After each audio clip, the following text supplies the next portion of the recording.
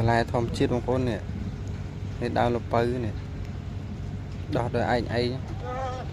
ក្នុងច្អូទឹកមានដើមផ្ទីមានដើមម្លឹកទៀតដើមពេញប៉ោះប៉ោះហូបផ្លែតន់ធំទេបងប្អូនហើយភ្លើងដោះល្អណាស់នេះ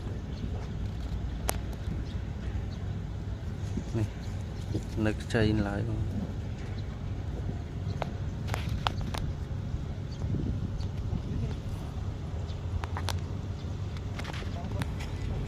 មិនភ្លៀងមកមេមកបងប្អូននេះហើយទី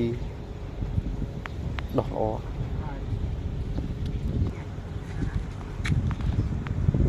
មិនស្ទុំល្អបងប្អូននេះ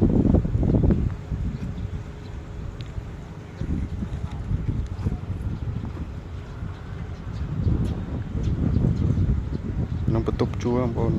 ពូចង្កេង3ជាន់ឡើងមានអាងទឹកនៅលើហ្នឹង2ជាន់ហ្នឹង